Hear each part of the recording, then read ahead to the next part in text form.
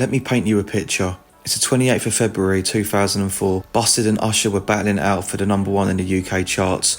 I was in year 4 at school, turning up to school discos in a Matthew Everington shirt, total 90s and caked in Shockwave's hair gel. And most importantly, my old man took me to my first ever game over Upton Park. West Ham beat Cardiff City 1-0 and Bobby Zamora scored the winner on his home debut. I remember it like it was yesterday. The smell, the noise, the first time you walk out from the concourse, up the steps and you can see the pitch. It's something that lives with you forever. To be fair, I was also shitting myself as I just watched a copper wrap his bat around a poor Cardiff fan's head. Just adds to the experience though, doesn't it? Anyone from the Essex or East London area that played Sunday League as a kid may remember the Echo League. We were told at the start of the season, if we won our league, we'd get to play at Upton Park. I turned from Tal Ben Haim the previous season into a prime Cafu. I was a man possessed and even won Player of the Year. I got to live out my dream and play over there. It will be something that I take to the grave with me for sure. I was hooked from the moment I first went over Upton Park and would constantly harass my old man to get us tickets whenever he could. It took a lot for my dad to go over there as he was a suffering agoraphobic that absolutely hated crowds. I mean, that didn't stop me from throwing a strop and thinking he was a dick at the time. It's only when you grow up you really appreciate things like that. The last time we managed to go over there together was when Scotty Parker scored an absolute worldie against Wigan to keep us up in the league in 2010. I sadly lost my old man 3 weeks before we won the Conference League in Prague. It was such a weird experience for me. Lost my best mate and the person who got me hooked on West Ham United in the first place. Being in the stadium when Jared Bowen scored honestly made me forget all the shit that was going on in my life at the time. And that's why football is great, and that's the reason why I'm making this video. There is a reason for this video. Sorry, I'm getting there, just rambling at the minute. As soon as I was old enough and ugly enough to afford a season ticket, I managed to get one when we were relegated in 2011. Over the years, I'd follow us everywhere, and it was an obsession of my whole personality, to be honest. I remember going to the football with a large group of us. We weren't really amazing on the pitch at the time, battling with relegations and the odd mid-table finish, but looking back, they were some of the best days out. Looking back, we all took Upton Park for granted. We all took West Ham United for granted. The final year over there was nothing short of magical. We had one of the best players in the world at the time in Dimitri Payet, just taking the absolute piss every week. The old girl was rocking all year long and you couldn't find a single thing to be negative about. Minus getting knocked out of the FA Cup by Man United and then inevitably bottling Champions League football by losing to Swansea and Stoke after beating Arsenal, City, Liverpool and Spurs, the West Ham way. The closer it got to the season ending, it hit me. None of us were renewing our season tickets. We all said the same. When we move, that's going to be the death of West Ham United, and we ain't giving any of them free our money. Going from following a football team up and down the country for years to suddenly stopping is so strange and hard to stomach. It was everything I knew. I went back over Upton Park a few times during the time it was being knocked down, and it was honestly devastating. There was just this massive void in my life on the weekends, and I was trying so hard to ignore it and not to go to that soulless shithole in Stratford. It felt like I was doing a silent protest. Didn't want to give those three awful humans any of my money. I caved. We drew Chelsea in the cup at home and I thought I'd go over there on my own and just see what it was all about. On the pitch it was great, we turned them over and overall it was a pretty good night. But in the stands, Jesus Christ, there was about 10 of us singing on our own. Someone asked me to sit down. It was all a very bizarre and quite odd experience, to be honest. I came away from it thinking I was right in my decision to sack it off and all my mates were right. West Ham United is dead and West Ham London has been born. Over the years I'd watch us on telly and even when we lost I just didn't get angry or feel annoyed, I just felt nothing. I felt so detached and never saw a way back. One of the mates I used to go with went off to uni after we left Upton Park and he was due home in summer 21.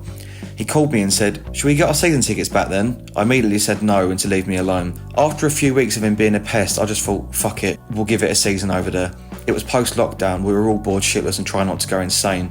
First game of the season was Leicester and I was really surprised. I think it must have been a mixture of the first proper home game back over there since COVID and obviously winning, but the place actually felt like it was rocking. Don't get me wrong, the stadium is still fucking horrible, but it was like this is an okay alternative to what I'm used to at Upton Park. Over the next couple of years, there were a lot of stinking home games in terms of atmosphere and matchday experience, but I'll be fair, we had some absolutely unbelievable European nights and scalps against Chelsea and Liverpool, just to name a few. I did notice year on year though, the people around us who would try and get a noise going with us would slowly drop off and stop going, because that's the thing with the stadium for me.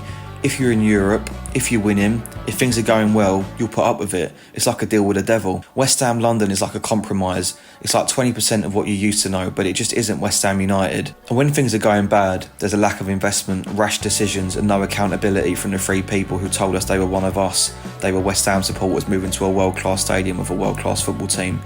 Your ability to put up with things goes with it, and you want change, you resent them. You ask yourself, how on earth have we as a fan base let them get away with this? The community we built over 100 years at Upton Park is gone. Pubs, cafes, burger vans, sweet stand sellers, pin badge sellers, all gone. Livelihoods lost, and these people have been made false promises of pitches at the new ground. This now leads me to the current day. We have 30,000 season ticket holders who have binned off Stratford since 2016, and slowly we have been replaced by day trippers and tourists, and away fans in the home end, of course. There seems to be a real apathetic feel to how people like me feel at the minute towards the football club. The amount of hatred in my heart I have for these three people who manufactured this move and killed the football club will never go away. As a neutral, it's easy to be misled and believe the move has worked. You've had 3 years in Europe, won a trophy, what are you all moaning about? To be clear, this has absolutely nothing to do with the owners. They hired an out-of-sorts manager whose stock was on the floor in David Moyes. He'd been binned off by Man United, relegated Sunderland and had a fouled stint in Spain. He was cheap and available, a GSB classic. Fair fucking play to the man. He came in and essentially reignited his managerial career. He had us in the top 6, 3 years in Europe and a trophy. Towards the end, things turned sour and to an extent the football got found out, but I hold nothing but love and admiration for the man. As I said earlier, he gave me some of the best nights of my life. I remember when I found out that my old man wasn't going to be around for much longer. It was the night we played Ghent or Genk, one of them, I was getting mixed up. I wasn't going to go to the game, but my old dear said it would be a good distraction for me. When Rice picked that ball up and took on half their team and scored, I was in floods of tears. Everything that was going on in my life just made me feel overwhelmed, and again, that's what football can do. That's what West Ham United has offered me and many others throughout my life. I got sidetracked again there, apologies. It's really hard to stay focused on something I'm so passionate about. Anyway, this leads us to the current day in 2025, another season which has started disastrously on the pitch. More season ticket holders sacking it off, and the ones like myself who are left have never felt so disillusioned with what our football club has become. Selling one of our best players to Spurs and rumours of others leaving too begs the questions. The football is shit, the stadium is shit, most of the hardcore supporters have fucked it off. Why did we move? What was the point? Karen Brady has the nerve to go on TalkSport and describe the stadium as vibrant and full of families. And all the journalists like Henry Winter sit there and just lap it up, not even having the bollocks to dare challenge any of her claims. I'd like to ask Karen, so these families that are in the world-class vibrant stadium, are they the same families you tried to price out of tickets when you removed the concessions? You showed how you really feel about the supporters when you tried to shaft the kids, the disabled and the elderly by hiking their prices up. And if it wasn't for fan pressure, you'd still be at it now. Honestly, I've done my best in the last 10 minutes to keep this PG, but fuck it. We are run by actual grade A cunts who openly detest us. Well, guess what? I fucking hate you too.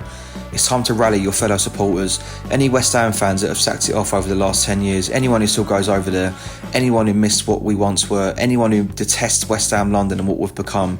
There is currently a petition with 13,000 signatures on at the moment, and you might ask yourself, what's a petition going to do?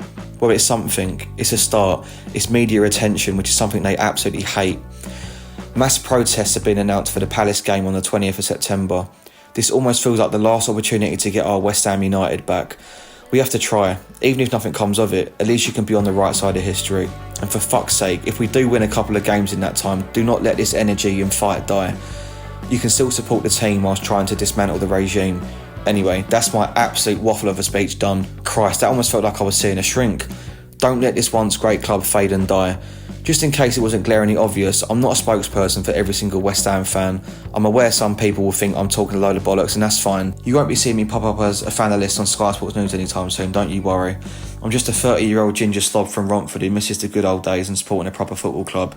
Feel free to like, comment, subscribe and share if you can be bothered. Come on, you irons.